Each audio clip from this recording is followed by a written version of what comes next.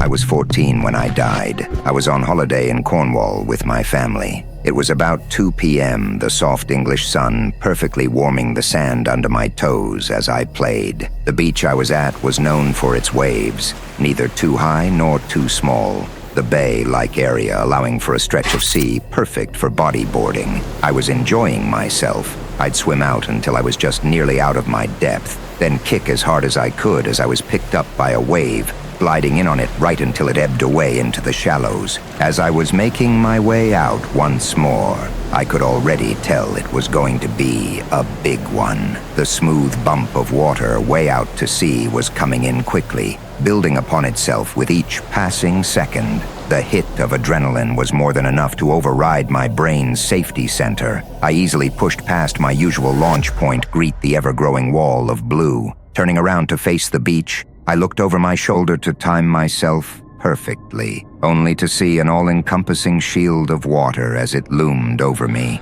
a giant's foot to an ant. I kicked as hard as I could for maybe a second before it smashed into me. I was ripped from the board, and I felt the safety line on my wrist snap as though it were nothing. I span in the wave, trying to kick up, although I had no idea which was up or down. I surfaced after a few seconds, the wave punching the air right out of my lungs. In the frothy white, I opened my mouth to gasp for air, and I got maybe a quarter of a breath in before the next wave came, shutting off my air and flooding my lungs with the cool brine.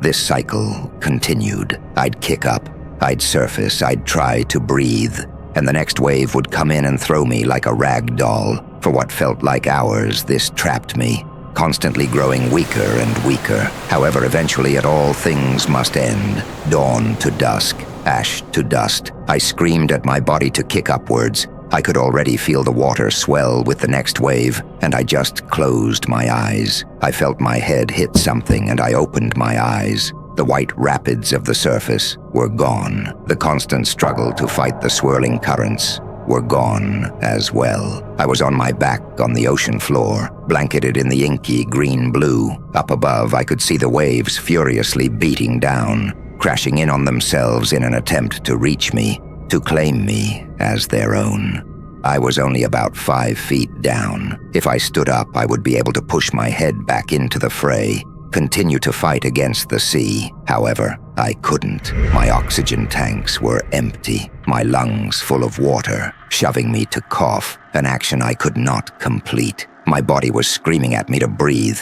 and as it yelled, my mind grew used to it. The cries faded into pitiful background noise as a calm seeped into my skin with the ocean's chill. This was it. This was where it was going to end. I gave up. I relaxed my mind and let instinct take over. I coughed, pushing out a little of the water in my lungs before I gasped. I felt it as it surged down my throat and into my lungs, stretching to fill the vacuum it had created. The peculiar feeling as my lungs stopped screaming to breath and instead retched at the disgusting taste, trying to expel it. My whole body slumped as my vision darkened, the signals from my muscles fading into static as the lights blinked off. My body began to drift, floating along the seafloor in the slight currents. I began to slide down the shallow slope leading into the void of the ocean depths. For an eternity, I drifted, unaware of time passing. No thoughts, no focus, only the emptiness. As the millennia ground on, the surface light faded, leaving me truly alone in the inky depths. Something jolted me into awareness. I could not move. I could not think. But something had changed. A presence, gently as if one was to pick up a butterfly. I felt the icy fingers wrap around my body, long and thin, starting at my spine and curling round my torso back to itself, its thumb resting behind my head, a cool pillow for my endless slumber. It pulled gently, and I was turned to face it. The huge black eyes reached into my decaying soul and spoke to me, its lipless mouth not moving an inch. Is this how you want it to end?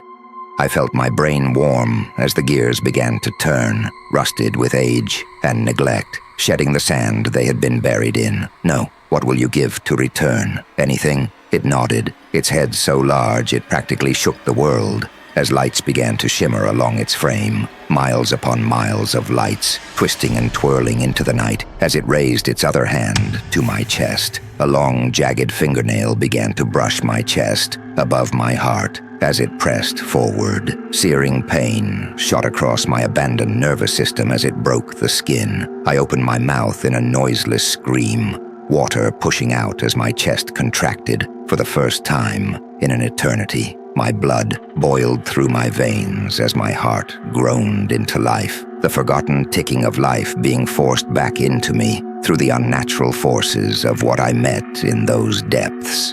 I was on the beach, the sun-soaked sand leaching the ocean's chill from me. My dad had pulled me from the waves after I went under, placing me on the sand and pushing my chest. I coughed. The action that had once bought me death now bought life as water left my mouth. People stepped back as I rolled over and vomited out the contents of my brine-filled stomach.